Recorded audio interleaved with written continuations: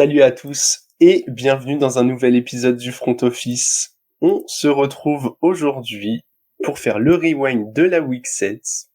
Ceux qui ont l'image le voient déjà, pour les autres vous allez l'entendre. Je ne suis pas avec mon camarade habituel, mais j'ai remplacé un Alex par un autre Alex.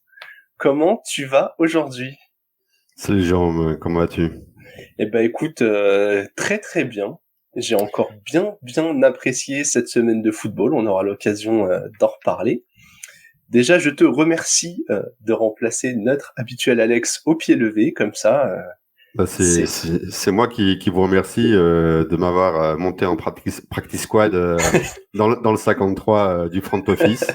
Donc merci à vous. Ouais, bah écoute, on avait un titulaire en bye week, alors. Eh ben écoute, je vais quand même te faire un peu de place. On va parler Fantasy Ballers quand même. Tout le monde sait qu'on travaille ensemble régulièrement, mais profites-en pour nous rappeler un peu le programme des épisodes de la semaine à venir pour vous. Eh bien, on en a un ce soir. Ouais. Le live 21h. Normalement, l'équipe, c'est Marc, Aptine et France. Donc tous les mardis, on fait le top flop des joueurs. On fait les détails de toutes les blessures. Euh, un, un point sur les waivers, bien sûr, tous les waivers qu'il faut faire, les stratégies au niveau des joueurs, les blessures, les bails et autres, et puis un petit preview des matchs à suivre avec un axe toujours donc fantasy bien sûr Ouais. sur les matchs à venir dans la semaine. Le jeudi, on fait le halftime show. Généralement, je suis en compagnie. Alors généralement, c'est moi en compagnie avec Lucho et Nicolas. Où là, en fait, c'est une émission qui met en avant toute la communauté de Fantasy Ballers sur les ligues Fantasy et les ligues organisées par Fantasy Ballers et notamment le grand trophée Fantasy Ballers où il y a plus de 100 managers, presque 120 managers. Donc ça, on met en avant ça, plus des scores complètement chelous. On a aussi les trades improbables. Et il y Et en puis a. après, et il y en a, et surtout en ce moment, en plus en période de bail et tout, j'en ai encore vu un passer, c'est juste hallucinant. Il y en a un qui a échangé Joe Bureau pour Deshaun Watson. Alors faut toujours mettre dans un contexte, mais bon, il est un peu bizarre quand même celui-là. Et puis on fait aussi un panic meter, on fait aussi un point sur les start and sit. Et le dimanche, une émission qui s'appelle le Warm-up, émission où on fait le tour de toutes les dernières news, dernières blessures, les derniers joueurs qu'il faut starter ou asseoir sur son banc juste avant les matchs. Voilà, donc abonnez-vous partout. Fantasy Ballers sur Twitter, c'est Fantasy Ballers F, je crois. C'est Voilà. ça. Et les lives sont YouTube, Twitch. Et je sais pas si Marc les envoie encore sur Twitter, mais au moins c'est de là. Ouais, non, ils sont sur Twitter, ils sont sur Facebook, on a un compte Instagram, enfin, on est partout, quoi. Ok, bah ils sont absolument partout. Ouais, sacré roster chez vous pour tourner là. C'est y Ah a, ouais, y a, ouais, y a ça envoie du fat cette année. Ouais. exactement rarement besoin d'aller jusqu'au practice squad. Écoute, t'as parlé un peu, t'as parlé un peu fantasy. C'est niveau résultat cette semaine, ça a donné quoi chez toi ? Parce que moi, j'avoue que là, belle petite semaine. J'ai pas checké les scores avec les matchs de la nuit dernière, mais je sais que c'était bien embarqué dans mes plus grosses ligues, donc. Donc positif pour toi alors. Ouais. Bah écoute. Ah bah non, bah tu vois, je viens de découvrir que trophée Fantasy Ballers, j'ai encore perdu de moins de 2 points. Ah là là là là là là. Ah là là, ouais. Écoute, bilan de 3-4, alors que j'étais sur 3 victoires de suite, ça avait commencé en 0-3, ça remontait bien. En plus, je perds contre Sean Alexander, on a Ah, l'habitude de le croiser en fantasy, des petites défaites de 2 points, là. Faudra que je coucou vous envoie la... Morgan. Écoute, Addison, qui met 27,8 points dans le format. Ça fait mal. Mais victoire sur la League of French Legends. Je bats Bagadou d'une trentaine de points, victoire facile. Tonio de TDA, pour ceux qui le connaissent. Non, pour moi, ça a été en fait, c'est dans les extrêmes. C'est-à-dire que quand ça va plus ou moins bien, c'est allé très bien, et quand ça va plus Ouais, ou moins bien, c'est allé très mal en fait. Et les bye week, les blessures m'ont été fatales cette semaine. Plus des choix à faire en last minute, tu vois, comme Trevor Lawrence qui était en game time decision. Bon voilà, donc non, ça a été très complexe cette semaine. Je pense que je me suis pris des méga gadins.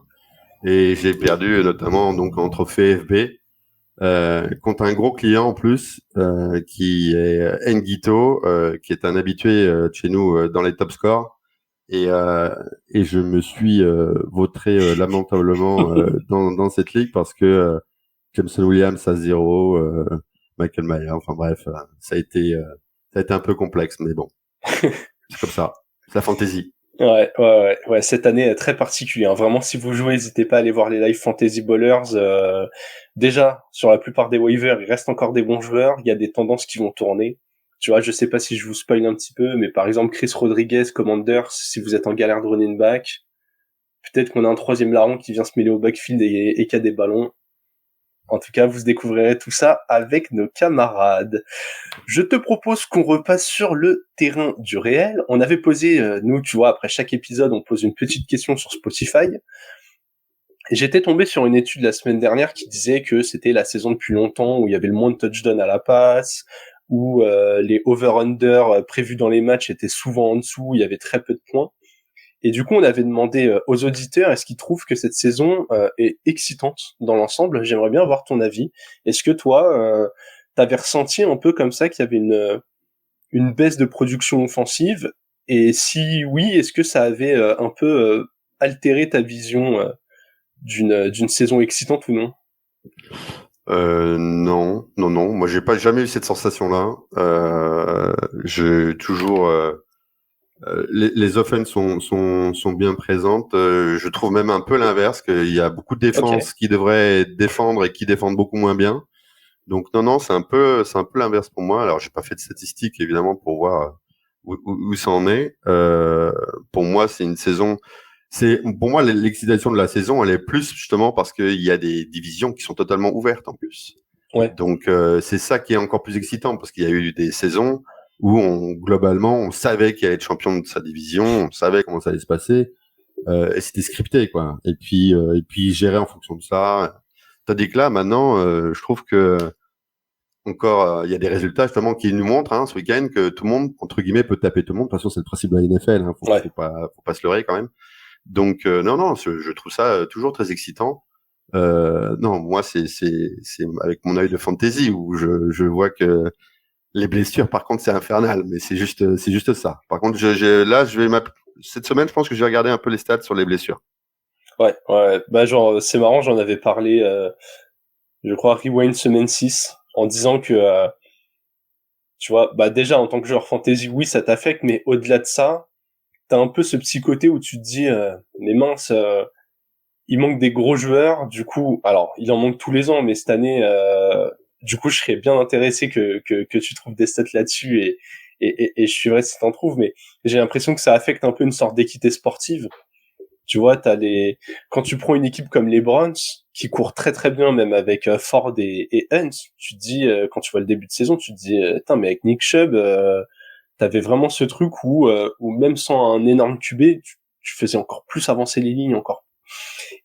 Et quand tu vois les performances de cette défense, tu te dis, est-ce que ça va peut-être pas leur coûter un run de playoff, une potentielle belle histoire?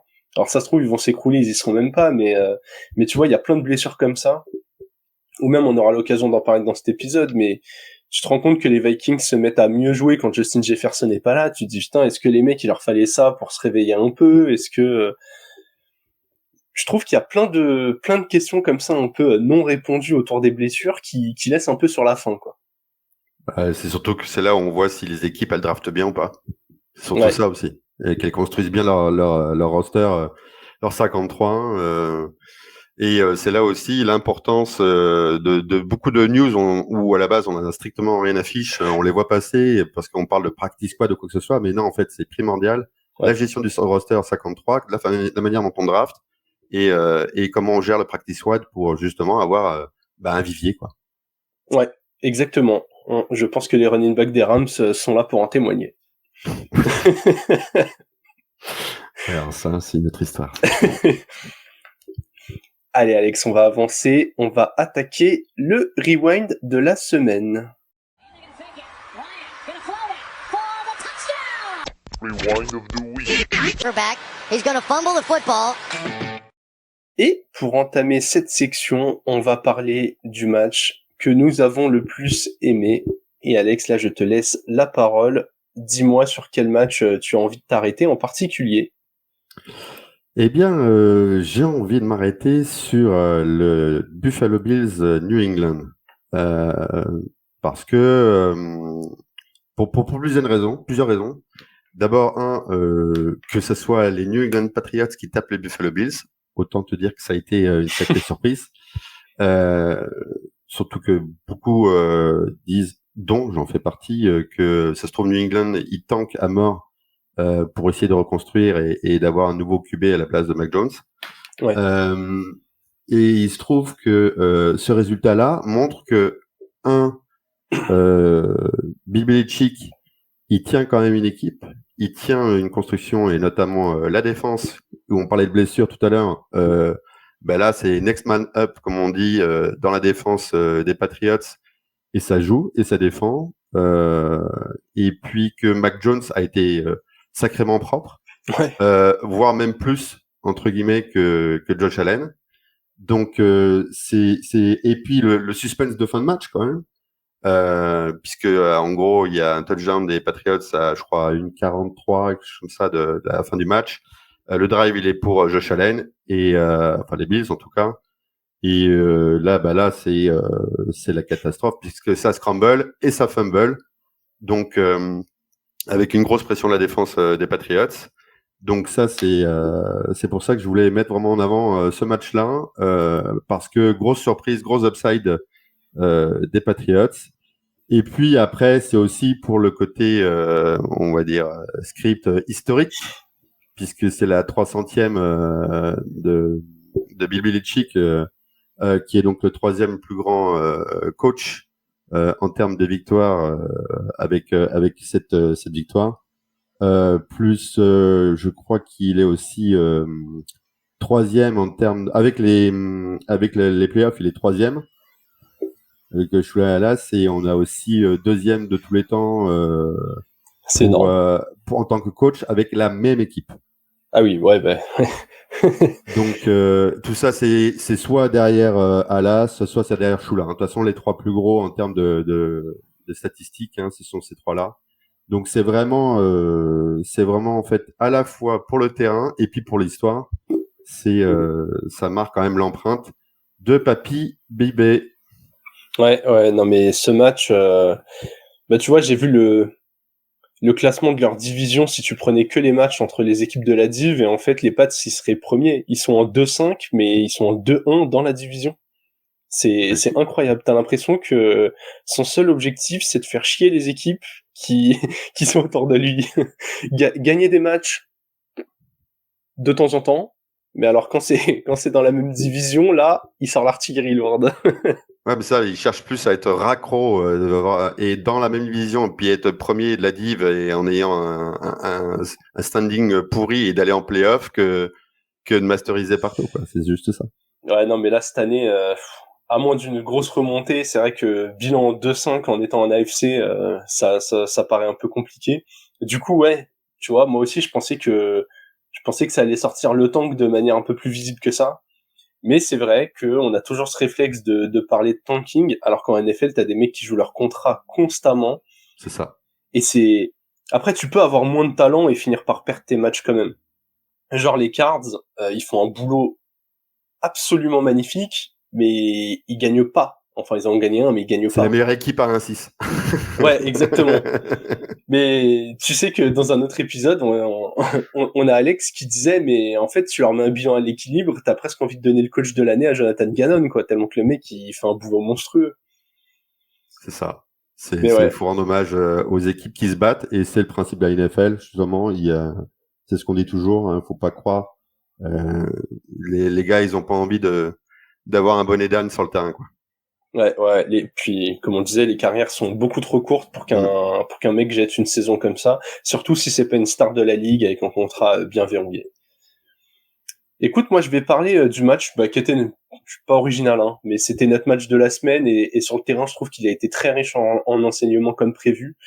Les Dolphins qui jouaient contre les Eagles, donc défaite des Dolphins 31-17, ça met les Eagles en 6-1, les Dolphins en 5-2.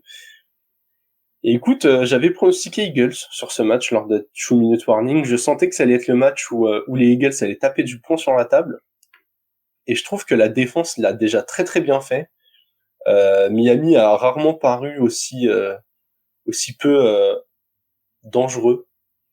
Tu vois, qui balance un TD, une interception, 216 yards. Il s'est un peu connecté avec Tyreek, mais Tyreek qui dépasse pas les 100 yards cette année, c'est c'est très très rare. Raheem Mostert qui ne court que 9 fois pour 45 yards, alors que globalement le match il se jouait pas à 20 points d'écart quoi. Ils auraient pu l'utiliser plus, mais ils n'arrivaient pas à avancer. Donc vraiment une attaque qui a ronronné tout le long. Derrière Mostert, personne d'utilisé. On pensait que Jeff Wilson, après son activation, aurait 5-6 portées. Il a eu une seule réception, il a pas du tout couru. Salvon Ahmed, il a eu 2 portées. Et alors en face, les Eagles, en plus de très bien défendre, ça a globalement déroulé en attaque. Jalen Hurts, il approche vraiment la barre des 300 yards, il lance 279, il y a une interception, mais il y a aussi 2 TD. A.J. Brown continue à disséquer les défenses, parce qu'on parle de la saison de Tyreek, qui était sur des bases à 2100 ou 2300 yards, mais A.J. Brown, il est sur les bases d'une saison, je crois, à genre 1975 yards, quelque chose comme ça, donc assez impressionnant. Puis même autour de lui, Dallas Goedert fait toujours du bon boulot, D'Andre Swift au sol, il arrive à être productif, quoi. Encore une fois, c'est pas son meilleur match, mais 15 portées, 62 yards, c'est quasiment 4 yards par portée, contre une défense des Dolphins qui s'est un peu améliorée, mais qui est pas encore à la hauteur des gros matchs. J'avais vraiment l'impression que qu'on s'inquiétait pas pour rien du côté des Eagles, parce que c'était pas très beau, mais que c'était une équipe en contrôle qui déroulait pas à fond. Ce match a renforcé ce sentiment, quoi. Je sais pas ce que t'en pensais depuis le début de l'année et les enseignements que tu tires de ce match, mais vraiment, c'est... Moi, j'ai fait comme toi, j'ai misé sur les Eagles parce que d'abord c'est à domicile. Jouer à Philadelphie, ça fait un peu de bruit. Alors c'est pas les Chiefs ou c'est pas les Seahawks, mais voilà, c'est assez costaud. Et puis après, en fait, c'est là où c'est très fort. Comment chez les Eagles, c'est la gestion de l'horloge. Ouais. Ils gèrent extrêmement bien, plus leur technique. Alors on peut dire ce qu'on veut, mais maintenant eux ils l'utilisent et ça fonctionne. Les autres ça fonctionne pas assez. Touche-push comme on dit. C'est qu'en gros je prends mon maul et j'avance et je gagne le yard qu'il faut ou même 2 yards parce que Ah oui, voilà. ça va loin. Bah oui, ils peuvent faire ça parce que en même temps, pourquoi Jalen Hurts, il est tanké, il est costaud. Donc quand il en est avec l'une des meilleures lignes offensives quand même du pays. Donc non, c'est très costaud la gestion de l'horloge et en même temps il est précis. Donc Jalen Hurts, il est à la fois une menace au sol pour scrambler, pour essayer d'obtenir même le 3e down, et il est précis et ça fonctionne extrêmement bien. Là, en plus, il a bien vu la faiblesse des linebackers au niveau de Dolphins. Donc du coup, Dallas Goedert, il fait un gros match. Non, c'est clinical. Bien écoute, tu as parlé de Jalen Hurts, on va parler d'un QB même catégorie pour toi, puisque ta top team, ce sont les Ravens. Eh oui, les Ravens. Sur Twitter, j'avais vu sur les comptes des différents comptes des Lions à chaque fois en disant de toute façon c'est pas compliqué, si on veut gagner il faut laisser Lamar Jackson passer. Ouais, bonne idée. Très bonne idée les gars. Parce que oui, il n'a pas couru. Il n'a couru que alors déjà il y a 38-6 pour les Ravens qui ont complètement explosé les Lions. Alors là, c'est contre toute attente. On s'attendait peut-être à un match serré, mais là, ça a été la grosse claquounette. Et Lamar Jackson, qui a couru que 36 yards, par contre, a lancé pour 357 yards, 21 sur 27, avec 3 touchdowns. En gros, limite, il n'y a pas eu de match du tout pendant une mi-temps, 3/4 temps, quoi. Les Lions ont essayé de se réveiller un peu. Jared Goff a fait ce qu'il a pu derrière. Mais la ligne offensive des Ravens montre que quand elle est bonne, comme par hasard, ça va beaucoup mieux pour lancer. Parce que ça a été souvent le problème des Ravens et de Lamar Jackson. Et puis la défense, elle est là. Donc, non, ça a été proprement incroyable. Le duo Lamar Jackson-Zay Flowers, c'est un top duo. Donc, et puis après, moi je dis toujours, pas oublier, celui qui est à la tête des Ravens, c'est quand même pas un peintre comme coach. Donc, moi, je suis toujours confiant sur des coachs qui ont une grande longévité. En NFL, c'est quand même pas par hasard. Donc on a le résultat. Mais moi, je suis très content, justement. Je suis pas un grand défenseur de Lamar Jackson, mais je suis content de voir que ça paye comme ça et que quand c'est bien fait, bien construit, en plus avec leur nouveau coach offensif, donc non, impeccable. Ouais, on avait fait de focus sur eux, justement sur les Ravens, et on se demandait est-ce que ils vont enfin, arriver à assumer cette identité de jeu qui doit aller un peu plus vers la passe. On trouvait que c'était encore beaucoup dans le format de l'année dernière où ça essayait de courir alors que ça avait pas de running back dominant avec la blessure de Dobbins, où Odell Beckham il paraissait complètement cramé et je persiste à le dire malgré ce match. Mais là, donc Flowers, ça marchait déjà bien. Il a réussi à réimpliquer Rashod Bateman, qui est un receveur qui est quand même talentueux quand il est pas blessé. T'as Mark Andrews qui est toujours là. Agolor, j'ai l'impression que c'est son Duvernay de l'année dernière. Il arrive à lui donner quelques ballons par match, toujours des ballons clés où ça finit en TD. Vraiment, ce non-match, j'ai été surpris. Vraiment, les Lions... C'est surtout à la fois, il faut quand même rendre à César ce qui est à César. C'est une victoire des Ravens. C'est une belle victoire des Ravens. Ça a été bien construit. Et en parallèle de cela, quand ils sont en forme à ce moment-là, les Lions font un non-match. Parce qu'il y a un véritable non-match. Ouais. Donc, ça donne ça, quoi, comme résultat. Parce que quand tu vois que Gus Edwards a 80 yards à la réception, faut savoir que en conseil Fantasy Ballers, moi j'avais dit vous pourrez laisser sur le banc les running backs des Ravens. Ce qui était légitime, hein. Ce qui était légitime parce que les Lions étaient une des plus grosses défenses contre la course. Alors Gus Edwards fait 64 yards à la course, mais il met un touchdown à la course et il a 80 yards par contre à la passe. Donc bon. En une réception très longue, mais voilà. Mais il suffit parfois de ça pour avancer. Tout à fait. Ouais, en tout cas, on verra comment les Lions sont capables de rebondir ou pas. Écoute, moi, ma top team, ce sont les Vikings. Ils ont joué la nuit dernière. Et voilà, petit secret de off, nous on aime bien partager nos secrets avec les auditeurs. Dans le conducteur, je n'avais pas mis les Vikings à la base, mais j'ai assez tapé sur eux pour savoir les récompenser quand c'est mérité. Et là, ils ont sorti un vrai match solide contre les Niners, toujours sans Justin Jefferson, les Vikings.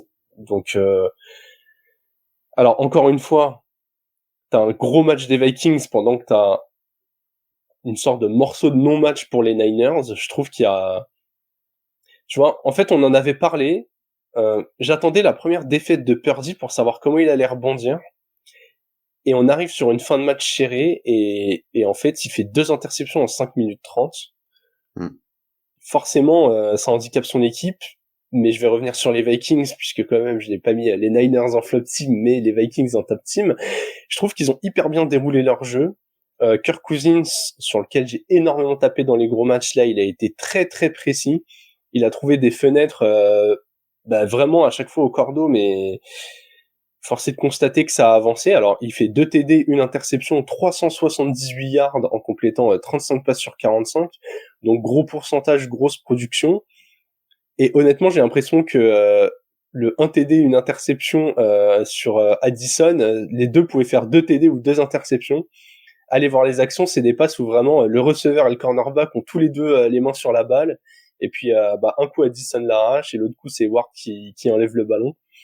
Donc vraiment, il a pris des risques, mais des risques qui ont été payants. Au sol, sans être impressionnant, je trouve que l'alternance entre Mattison et Akers a plutôt bien fonctionné. Akers a notamment aussi eu 2 ballons à la réception qui ont été des réceptions longues. Il a fait 30 yards sur 2 réceptions. Ça a permis de bien avancer. Brandon Powell, qui est un peu rentré dans le costume, je trouve que beaucoup mieux que KJ Osborne d'ailleurs. On attendait à ce que Osborne ait un peu plus de volume, de ballon, de responsabilité en l'absence de Justin Jefferson. Mais là, sur ce match, c'est vraiment Brandon Powell qui est sorti de derrière le bois. Et puis, la défense des Vikings, c'est surtout ça. On la voyait pas mauvaise depuis le début de la saison. Je trouve que c'était une des défenses les mieux orchestrées. Il y avait encore des trous, des absences, mais tu sentais qu'il y avait une idée derrière tout ça. Là, j'ai l'impression que ça s'est bien matérialisé. Donc vraiment surpris de ce que ça a donné. Bynum qui fait 2 interceptions. Vraiment match complet du côté des Vikings. Ça les met en 3-4. Je pensais vraiment que la saison allait partir en autre boudin à partir de là. Je les voyais très clairement en 2-5 après cette semaine. Finalement, est-ce que ça va pas tenter un petit rush? On parlait d'un éventuel trade de Kirk Cousins. Est-ce que si les Jets venaient avec une grosse offre, fallait l'accepter ou pas? Reconstruire vu que Cousins est en fin de contrat. J'avoue que Vikings France m'avait dit non, on continue, on tient le bout. Force est de constater que pour l'instant en 3-4, t'as encore toutes tes chances d'aller arracher un spot de playoff. Ah oui, c'est ça. Surtout en NFC. Ouais. Parce que comment la conférence est plus faible. Mais oui, t'as extrêmement bien résumé. Alors que KJ Osborne, il est très pris parce que pour une seule raison, c'est que en fait Jordan Edison est blessé pendant le match. Il sort. Ouais. Et du coup, il se retrouve quand même à avoir les 2 receveurs qui sont KJ Osborne et Powell. Et donc Powell en fait a eu des ballons parce que KJ Osborne était complètement pris à la gorge par la défense des Niners. D'un côté, il faut louer Aidan O'Connell sur certains choix et des triplets incroyablement bien faits. Il aurait pu avoir un super triplet sur une passe d'Addison si KJ Osborne n'avait pas fait une faute, il a été sifflé flag là-dessus sur cette action-là. Mais c'est surtout aussi parce que il y a des choix défensifs étonnamment chez les Niners qui m'ont un peu surpris, et notamment sur un TD de Jordan Addison où c'est Dre Greenlow, le linebacker, qui est en couverture sur lui. Donc là, grosse surprise. Ouais. Et Kirk Cousins, quand même, c'est comme tu disais, c'est quand même un bon quarterback. Et quand il voit bien la lecture, il voit que c'est un linebacker qui est sur un receveur. Il y va. Se pose pas trop de questions. Mais ça confirme Jordan Addison. Ça confirme le travail de Brian Flores. Faut savoir quand même, c'est les recordman de blitz. Les Vikings, ils blitzent sur plus de 50% des actions. Ils mettent carrément quand même 8 défenseurs dans la boîte. Donc non, gros travail des Vikings. Ouais, c'est un jeu à risque, mais qui a bien fonctionné contre Purdy, puisque pour ceux qui seraient moins rompus à la stratégie, donc un blitz, on l'avait déjà expliqué, je sais plus en quelle semaine, mais si vous nous écoutez depuis le début de la saison, on en avait déjà parlé. Mais globalement, c'est quand on essaye d'apporter un surnombre au niveau de la ligne défensive pour forcer le quarterback à lâcher le ballon très vite, ou en tout cas à prendre une décision très très rapide. Et tu vois, ça se corrèle un peu avec les chiffres qu'on a vus sur la baisse de TD à la passe notamment. J'en parlais sur la preview de cette semaine, mais je pense que les défenses ont un avantage physique sur les attaques, notamment les joueurs de la D-line sur les joueurs de la O-line, où les mecs sont quasiment aussi lourds, mais vont beaucoup plus vite, là où t'as encore des mecs un peu patos sur la O-line. Et du coup, ça me surprend pas qu'une équipe tente des blitz à une aussi grande fréquence cette année. Je pense vraiment que si t'es pas sûr à 100% de ta défense, bah autant priver l'attaque de temps, et puis de temps en temps, quand tu vas blitzer, le QB adverse il va bien lire, et puis tu vas prendre le gros jeu, mais je pense qu'il y a moyen de provoquer des erreurs. Après, oui, dans les équipes qui blitz, alors c'est pas forcément les top teams qui sont les grosses blitzeuses, mais oui, globalement c'est ça, quoi. Écoute, t'as parlé pas forcément des top teams, on va justement aller vers nos flop teams, et malheureusement, je vais devoir parler des Packers, qui ont perdu un match qui pour moi était quand même vachement accessible contre les Broncos, donc ils perdent 19-17, ça les met en 2-4, ça remonte le bilan des Broncos en 2-5. J'étais déjà assez douteux autour des performances de Jordan Love. Ce match ne m'a pas beaucoup plus rassuré. Je trouve que Bah, tu vois, pour un joueur fantasy, tu vas pouvoir me valider, mais c'est un QB sympa à avoir en fantasy, beaucoup moins à avoir sur le terrain quand tu soutiens une équipe. Et encore. Ouais, et encore, mais tu vois, selon vos scoring, mais cette semaine, il fait encore une semaine qui est pas cata parce qu'il lance 2 TD, qu'il a quelques yards à la course et qu'il y a qu'une interception. Mais il te fait pas gagner, quoi. Le jeu au sol, je comprends qu'on préserve Aaron Jones et J. Dillon a fait un bon match.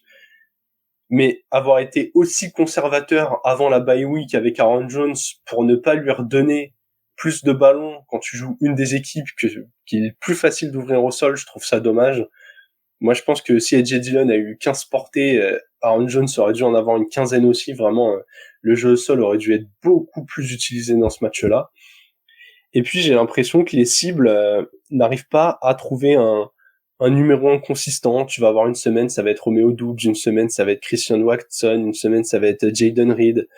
Donc, l'attaque arrive pas à se mettre en place, et c'est dommage parce que, encore une fois, vous encaissez que 19 points contre une équipe des Broncos qui est jamais flamboyante en attaque. Mais là, ouais, j'ai vraiment envie plus de taper sur votre attaque que sur votre défense parce que voilà, en marquant 22-23 points, ce match, tu l'as dans la poche, tu l'as en contrôle, et ton jeu au sol, alors la O-line n'est pas folle, mais Dillon et Jones sont des running backs capables d'avancer. En mettant la main sur ce match en première mi-temps, t'avais moyen de faire beaucoup mieux, de dérouler tranquillement, et au lieu de ça, bah ouais, tu t'exposes à un Russ Wilson qui est précis mais qui a pas été impressionnant, il lance même pas pour 200 yards. T'as Javonte Williams, le running back des Broncos, qui a bien couru, mais je pense qu'il y avait moyen de faire mieux pour tes Packers. Et oui, c'est comme dirait le grand philosophe Léo Dagan dans Kaamelott, faut tout cramer. Voilà. C'est simple, hein, c'est la solution, faut tout cramer aux Packers. Ouais. Mais non, c'est une pure catastrophe. Je suis bien content d'ailleurs que ce soit toi qui aies choisi les Packers, parce que j'y avais pensé, je me suis dit non, je vais pas faire mon Homer, je vais pas faire celui voilà qui est le fan basique qui tape sur son équipe. Sauf que moi, ça fait longtemps que je tape sur cette équipe-là. Ouais. La communauté des Cheeseheads tape sur notre équipe sans souci. Hein. Mais non, c'est une catastrophe. Si vous n'avez pas vu ce match, je vous invite juste à voir comment les Packers foirent leur fin de match avec une faute où ils reculent alors qu'ils étaient à 3 cm de la ligne, hein, j'exagère. Ouais. Mais, et puis ils reculent sur une faute et puis après, on sait pas pourquoi. L'autre couillon de Jordan Love balance une deep ball qui tombe dans les bras de l'adversaire. Pourquoi ça? Enfin bon, bref, mais c'est à l'image de notre équipe, comment elle est construite, du front office, tout ça. Donc c'est pour ça que je dis qu'il faut tout cramer. Non, bah écoute, il y a eu échange de bons procédés, hein. J'ai parlé de tes Packers. À la base, j'allais parler de l'équipe que toi tu as mis en flop team, puisque c'était un scandale complet. Je te laisse les introduire et leur taper dessus en bonne et due forme. Alors, je sais pas si les introduire, c'est le bon verbe, parce que si je les introduis, ça va faire très très mal. Je tiens à te le dire sévèrement, parce que là, franchement, autant fan des Packers, bon ben voilà, on rigole pas, mais bon, on a gagné quand même un peu de match dernièrement, donc il n'y a pas raison de faire les enfants gâtés. Par contre, les fans des Raiders, je pense que là, la potence, elle est pas loin, tellement c'est abyssal en nullité. Donc les Raiders qui ont perdu 30-12 contre les Bears, avec un plan de jeu, je pense, qui est juste magique, incroyable. Donc au début, ils ont commencé avec un quarterback qui s'appelle Brian Hoyer, réserviste des Patriots pendant une grande période. Comme on a toujours dit, hein, c'est les Las Vegas Patriots. Donc du coup, ça joue à la Patriots. Mais alors ça joue. Alors c'est pas les Patriots malgré tout, justement, parce qu'en attendant, c'est 1732 pour Brian Hoyer avec 129 yards. 0 TD à la passe, 2 interceptions. Donc, si tu veux, en termes de gestion de match, je pense que là, il y a quand même mieux. Non, c'est affligeant. Les jeux appelés sont affligeants. 11 carries seulement pour Josh Jacobs, juste pour 35 yards. Alors que avant, il y a les jeux appelés, enfin dans les autres matchs précédents, Josh Jacobs s'était refait un peu la cerise. Là, il y a rien. Les deux pauvres, Davante Adams, Jacoby Myers, ils font ce qu'ils peuvent, et c'est incroyable que des gars, déjà qu'il y en ait un qui est 50 yards et l'autre 50, parce que 7 sur 12 et 7 sur 13, enfin bon, Josh Jacobs n'est pas du tout impliqué en sortie, Et donc, c'est tellement nul que du coup, il a fait rentrer Aidan O'Connell pour un 10 sur 13, 75 yards, un TD, une interception. Bon, c'est un rookie. Hein. Le gars, si tu lui donnes pas un minimum de rythme, il peut pas te faire des miracles non plus. À 64 yards, 75 yards, un TD, une interception. Bon, voilà. Je préfère ça que Brian Hoyer. Voilà, je veux dire, le mec, en termes de production, il a limite autant que Brian Hoyer sur l'ensemble du match. Non, c'est... Alors, il faut aussi un peu rendre à César ce qui est à César. Les Bears, la défense des Bears avait quand même été là. Mais bon, on peut dire quelque part, c'était peut-être pas si compliqué vu le niveau des Raiders. La défense des Raiders, elle fait ce qu'elle peut, hein, mais bon, en même temps, elle tire la langue. Donc, ils sont sur le terrain tout le temps. Voilà, il était tout le temps. D'ailleurs, c'est pour ça qu'un rookie comme Tyree Wilson, il a eu plus de temps de jeu et des bonnes perfs par rapport à l'ensemble du match. Non, c'est une cata. Là, on va rentrer dans les sujets de coach où c'est juste affligeant. Et même là, c'est de l'humiliation quand même. Hein, on peut dire ça quand même. Tu perds contre les Bears qui avaient aucun de leurs deux premiers running backs, qui avaient pas leur quarterback titulaire. Enfin, c'est Tyson Bagent qui a pris l'excellent Tyson Bagent. Ouais, qui a été titulaire sur le match, alors qu'on l'attendait pas. Enfin, on savait que c'est lui qui allait prendre le poste en l'absence de Justin Fields, mais on l'attendait pas à pareil fait, puisque parmi tous les rookies quarterbacks, c'est le seul qui a gagné sa première déjà. Mais ouais, franchement. Les Riders perdent 30-12 contre ces Bears-là. J'ai rien contre les Bears, hein, parce qu'ils se sont bien battus avec leurs armes et Foreman a fait le boulot pour bien dérouler au sol, mais là, à Vegas, je crois que leur bilan c'est 3-4, mais c'est un bilan presque trompeur. T'as envie de tout casser pendant que les mecs ont encore de la valeur, quoi. Tu le disais, Davante et Jacoby Meyers, ils ont fait des réceptions, mais il y a une ou deux réceptions de Davante que j'ai en tête parce que je l'ai récupéré en fantasy dans notre ligue locale, du coup je le surveillais un peu plus. Ou vraiment, heureusement qu'il est talentueux parce que les passes de Hoyer étaient horribles, quoi. Le mec, des zones qui seraient complétées par n'importe quel quarterback moyen, lui, il a du mal à les trouver, hein. Non, mais non seulement trouver, mais en plus, encore une fois, c'est les appels de jeu, quoi. Michael Mayer, tu vois que il monte en puissance, il comprend un peu les schémas, parce que c'est toujours très compliqué les tight ends la première année quand ils sont rookies. Il comprend les schémas, et là, il est, de mémoire, il a que 3 sur 4, donc très peu utilisé. Alors que, théoriquement, tight end, c'est aussi une soupape de sécurité. Enfin, c'est d'une pauvreté abyssale. Oh là là, l'impression d'être sous Xanax. Enfin, c'est infernal, quoi. C'est affligeant. Bien, écoute, on va enchaîner avec le trick play pour redonner un peu de joie aux auditeurs après avoir enterré deux équipes qui le méritaient bien. Écoute, on va parler d'individualité. On a tous les deux mis un joueur. T'as parlé de Titan rookie. Moi, je vais parler d'un receveur rookie, Smith Njigba, le receveur des Seahawks, qui a profité de l'absence de DK Metcalf pour sortir son premier gros match solide.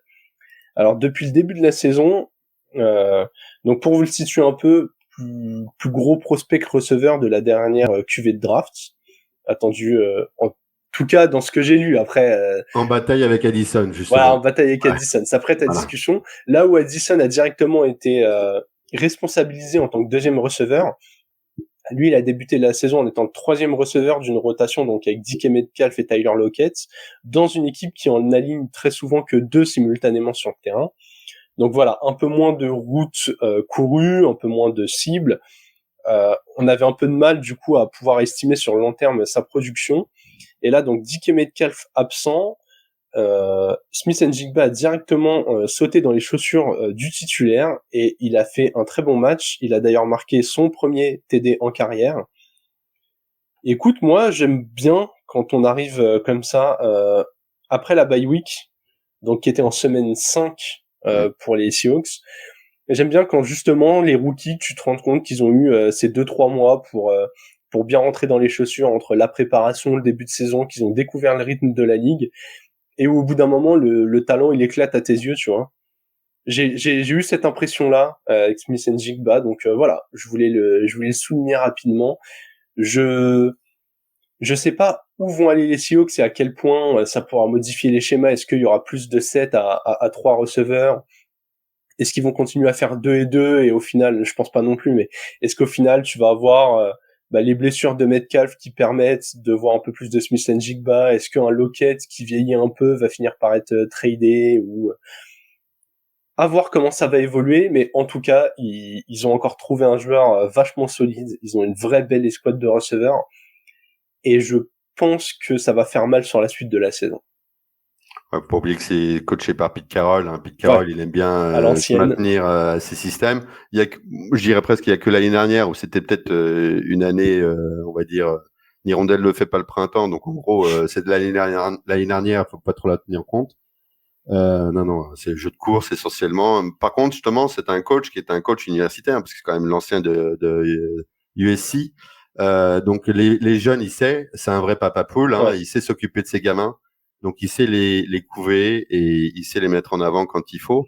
Mais bon, puis il a la patate comme papy, donc c'est cool de le voir. Mais ouais, non, on verra. Enfin, en tout cas, t'as peut-être raison, on verra. Hein. Voilà, ça pourra peut-être évoluer. Ouais, et moi j'ai vraiment hâte de voir ça. On va passer sur un autre standing de joueurs avec ton Et ouais, l'autre côté triplet. du ballon.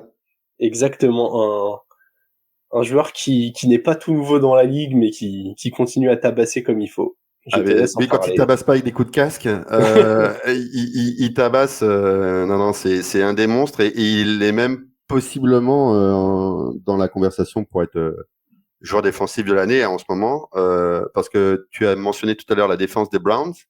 Et ben moi, je parlais de Myles Garrett des Browns, qui nous a fait un one-man show en fait incroyable, puisque il fait 9 tacles, dont 7 solos, 2 sacs, 2 fumbles forcés et un kick. Surtout, moi, je vous conseille d'aller voir la vidéo du kick bloqué. Ouais. Où en fait, dans les réseaux sociaux, on voyait énormément sauter sur ces matelas entassés, sur les briques entassées, là, tu sais, en détente sèche, ou sortir de la piscine en détente sèche. On dit ouais, le mec il se la pète avec son gros physique de malade et tout sur les réseaux sociaux. Ben voilà le résultat, à quoi ça sert.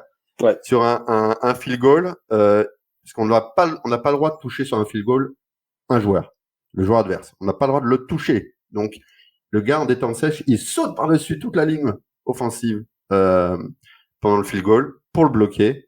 Alors, et puis il fait un strip sack dans la end zone. Enfin, il a complètement maintenu l'équipe, pourtant qui se prenait quand même pas mal de points face à Indiana. Donc Ouais. non, c'est gros match costaud de Myles Garrett.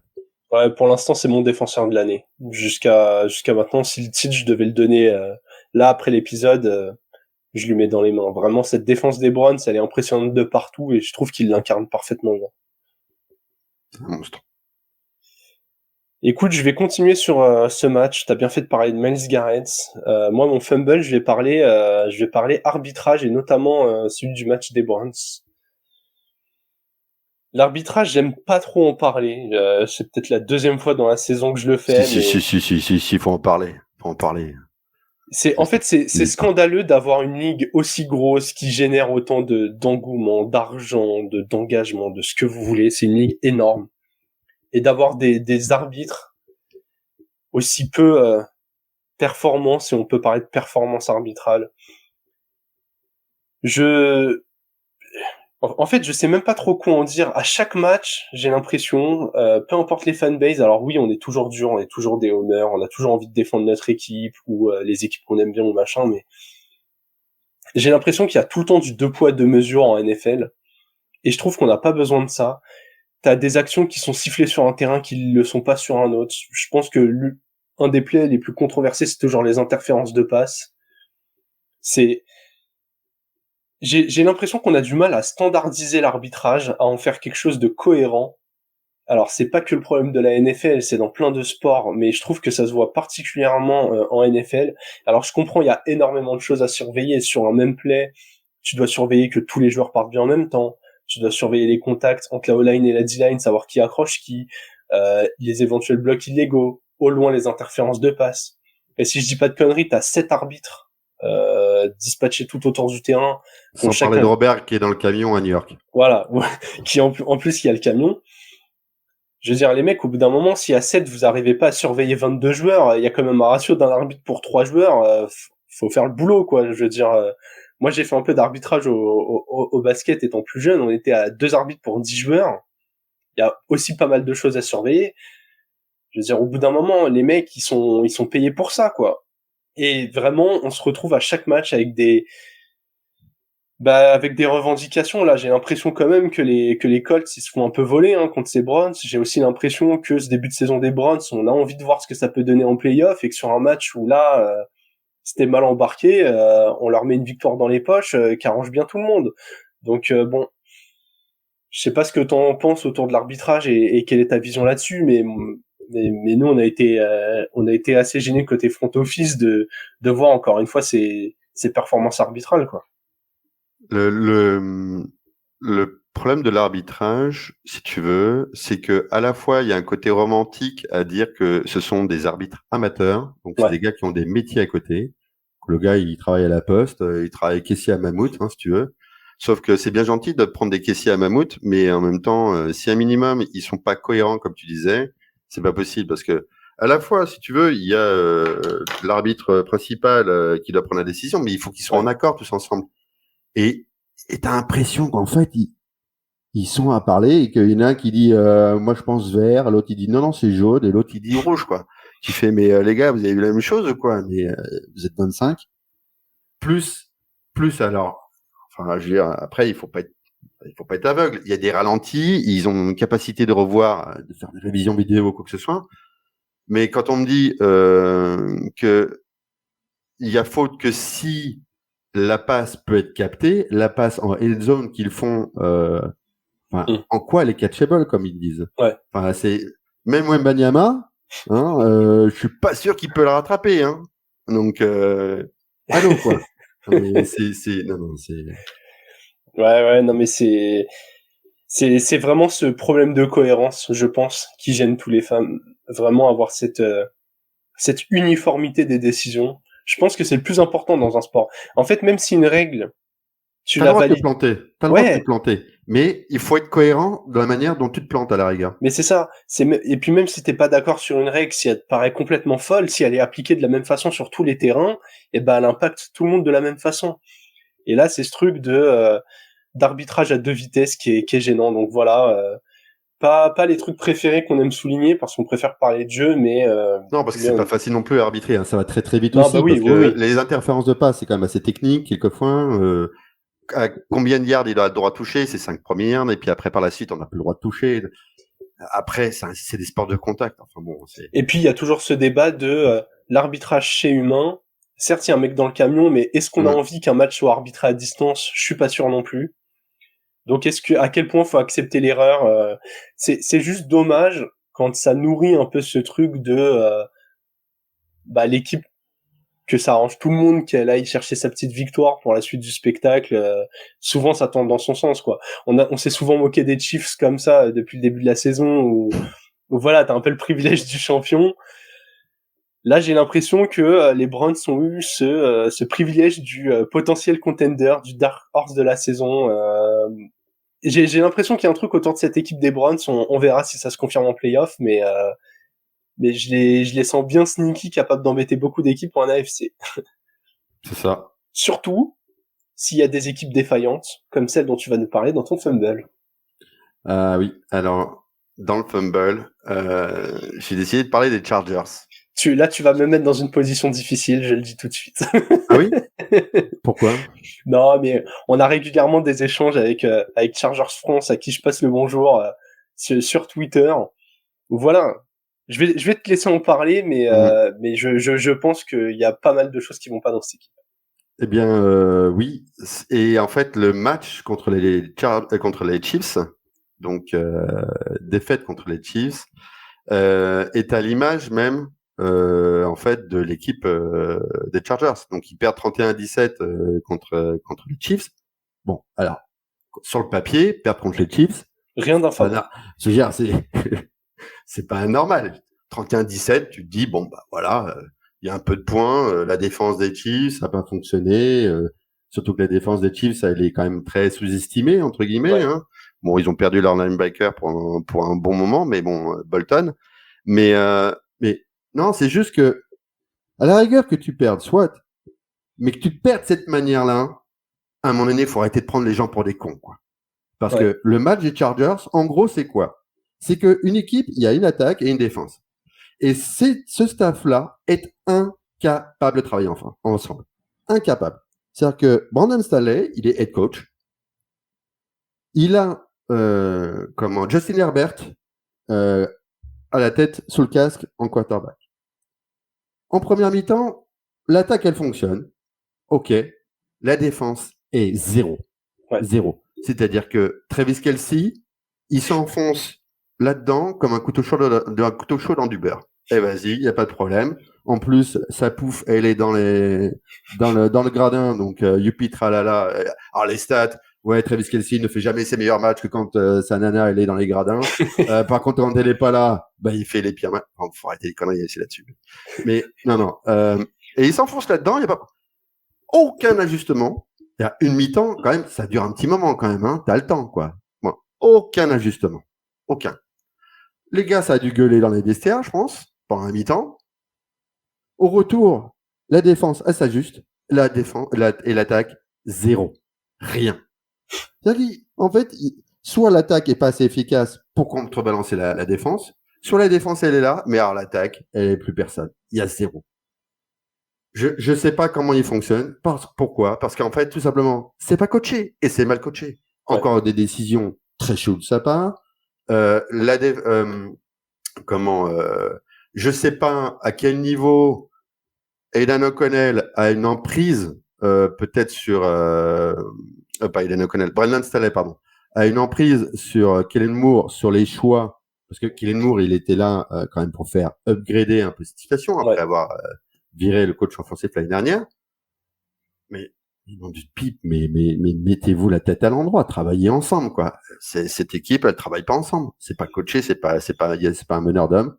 Et tu vois, on parlait des Vikings tout à l'heure.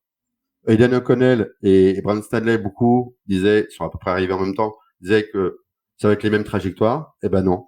Parce qu'en attendant, il y en a un qui a su s'équiper d'un vrai coach défensif et il y a un vrai travail et il essaye de faire des choses. Tandis que Chargers, chaque année, c'est la même chose. Je terminerai juste par ça avant de te laisser parler. Justin Herbert, depuis qu'il est drafté, il a été drafté l'année il a été drafté. Justin Herbert est le QB en activité qui a le plus de défaites. Ça c'est terrible. Cette stat, elle est terrible parce que il a du talent. Il y en a qui vont dire oui, le talent ça suffit pas, il y a du mental, nan et tout. Je pense vraiment pas qu'Herbert soit celui qui soit le plus à blâmer dans cette équipe. Ce que t'as dit est très bien résumé dans les chiffres. C'est qu'en première mi-temps, ta défense ne fait rien. Kelce fait quasiment toutes ses stats en première mi-temps. Les Chargers encaissent 24 points en première mi-temps.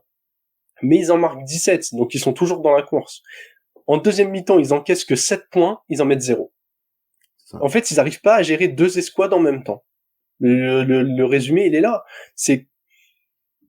En fait, c'est frustrant. J'en parlais avec Charger France, c'est ce sentiment de frustration. Et c'est encore pire pour eux parce qu'ils sont fans de cette équipe. Moi, c'est pas mon équipe, mais j'adore ce quarterback. Je trouve qu'il y a du super matériel. Je comprends pas comment tu peux aussi mal avancer que ça. Vraiment, tu joues désynchronisé. En fait, c'est comme si t'avais deux personnes avec deux cerveaux différentes qui essayaient de jouer aux échecs. C'est Bataille et Fontaine. Non, mais c'est Bataille et Fontaine, c'est un cerveau pour deux, en fait. Cette équipe-là, Chargers, c'est Bataille et Fontaine. C'est-à-dire qu'un coup, le cerveau, il est en attaque, un coup, le cerveau, il est en défense, mais le lobe droit et le lobe gauche, ils peuvent pas travailler ensemble. C'est pas possible. Donc, c'est Bataille et Fontaine. Je l'ai appelé comme ça. Los Angeles, Bataille et Fontaine. Ouh là là, j'aime beaucoup la référence. Je pense que certains des plus jeunes l'auront pas, mais ça rappelle des bons souvenirs. Désolé. Ah, ça y est. On va encore se la gueule à Fantasy Bullers. On va dire, ouais, le vieux, il a encore parlé, avec ses références à la con. On sait très bien que la commu NFL, vous avez tous 30 ans, c'est bon. Si vous connaissez pas, allez chercher. Comme ça, en même temps, vous voyez, c'est une émission de culture en même temps. Exactement. On fait de la culture en parallèle. Allez, on en a terminé avec la partie rewind de cette semaine. On va conclure l'épisode sur la preview du Thursday Night Football. Les Bucks en 3-3, dont on n'a pas parlé dans l'épisode et qu'aurait pu mériter un petit mot, vont sur le terrain des Bills en 4-3. Écoute, ce match, c'est presque, alors c'est pas alarmant, mais c'est presque un match de la peur pour les deux, je trouve. T'es un peu dans une situation où t'es obligé de rebondir directement pour pas te mettre dans une situation qui pourrait commencer à être embarrassante. Je m'explique, si les Bills venaient à perdre ce match chez eux et passer en 4-4 en AFC, 4 défaites sur les 2-3 dernières années, c'est ce qu'ils faisaient sur une saison complète, pas ce qu'ils faisaient à la mi-saison. Et du côté des Bucks, tu semblais avoir la main sur la division, et d'un coup tu commences à déraper avec une défaite horrible contre les Falcons. Je sais pas ce que t'en penses, mais j'ai l'impression que c'est un match où on va sentir la tension entre les deux équipes. Clairement. Moi franchement, j'hésite à parier pour les Buccaneers, hein, parce que quelque part les Bills. Alors le sentiment, je l'avais déjà. Toi, on parlait des Chargers déjà avant la saison qui commence. J'avais dit les Chargers ça allait se planter. Bon, je prenais moins de risques. Mais par contre, j'avais un petit doute sur les Bills. J'ai l'impression que ça plafonne énormément, que le coaching pour moi plafonne énormément. Il a pris les rênes des appels de jeu en défense, le coach, mais en attaque, je vois rien évoluer. Et les gars, du coup, ils se foutent dans le rouge tout seuls, quoi. Les gars, ils se tirent des balles tout seuls dans le pied. Parce que c'est des mauvais choix. Et donc, contre les Buccaneers, Todd Bowles, en plus, c'est quand même sa force, c'est quand même la défense. Donc, ça peut faire peut-être un match de crevard avec un score qui sera pas forcément très haut, mais où, quand à l'image comme les Falcons, hein, pareil, où le score, ça peut être ça, quoi. Un petit 12-9, 4 field goals à 3. Oui, mais si les gars ils jouent en serrant les fesses, les Bills, ça va pas forcément donner. Puis bon, après ils vont nous faire mentir, ils vont nous en mettre 55, j'en sais rien, mais Ouais, c'est possible. c'est ça la NFL, hein. Il y a des éruptions de temps en temps, mais je suis d'accord avec toi. Cette défense des Bucks, moi, elle me rassurait. Même là, tu perds, c'est plus l'attaque qui déroule pas que la défense qui encaisse énormément. Mais jamais été convaincu par McDermott. Moi, l'année dernière, au début de la saison dernière, je pensais que ce serait le premier coach à se faire virer. Au final, les résultats ont fait que il a mérité d'être maintenu, même si en playoff ça confirme jamais. Mais un peu comme Zach Taylor, là, c'est deux coachs qui sont au volant de très belles voitures et je trouve qu'ils exploitent pas assez le potentiel. Je trouve que t'as des coachs qui ont des équipes bien moins équipées, qui font du meilleur boulot. Donc si les Bills venaient à perdre ce match, je pense qu'il faudrait commencer à se poser des questions, parce que 4 défaites en 8 matchs, je te dis, je crois que l'année dernière, ils ont fait un bilan en 12-4, avec le match non terminé contre les Bengals. Je pense que la saison d'avant, pareil, ils ont dû faire 3 ou 4 défaites. Tous les ans, là, ils vont en play-off en gagnant la div. Là, je crois que ça fait 3 ans de suite qu'ils gagnent la div et qu'ils sont confortables depuis que Brady est parti des Pats, globalement. Et là, cette année, déjà, t'as les Dolphins qui, malgré leur défaite, tournent quand même plutôt bien. Et en AFC, tu peux pas te permettre d'avoir un bilan où tu vas commencer à accumuler 7 défaites, parce que même en 17, t'es pas sûr de faire les playoffs s'il y a 4 équipes en 17, quoi. Donc voilà. C'est tendu du string, oui. Un peu inquiet pour eux. Pour conclure, je vais te demander quand même un prono sur ce match. On aime bien se mouiller un peu. Ah, écoute, je vais être quand même... C'est à Buffalo ? Ouais, c'est à Buffalo, ouais. Donc, je vais être dans la logique. Par contre, je te dis, je vois pas un très gros score. Allez, je vais dire un 20-17. Il y a même un prono de score. Allez, moi je vais te suivre. Tu m'as convaincu sur la partie défensive des Bucks. Je vais donner les Bucks. Et match avec pas beaucoup de points. Ouais, je vais donner les Bucks de moins d'un TD. Allez, un petit. Ouais, j'aime bien j'aime bien ton spectre de score. Je vais partir sur un 17-14 Buccaneers, allez. Très très serré. Putain, et si on a ça, vraiment, si nos pronos, peu importe quelle équipe gagne, hein, si nos pronos de points sont bons, le seul conseil que j'ai à vous donner, c'est vous levez pas dans la nuit de jeudi à vendredi. Regardez-le le lendemain. Faites-vous-le en condensé le lendemain matin, les bons petits 38 minutes bien cadrés où vous voyez juste les snaps, les actions et c'est parti. Vous gagnerez tous du temps. Bon, Alex, on va se laisser là-dessus. Merci beaucoup d'avoir comme ça pris le poste au pied levé. Merci Ça a à été toi. un vrai plaisir de faire ça avec toi. Plaisir partagé. On se retrouvera normalement avec l'équipe habituelle vendredi prochain pour la preview de la semaine 8. D'ici là, on vous souhaite une bonne fin de semaine et vive le football.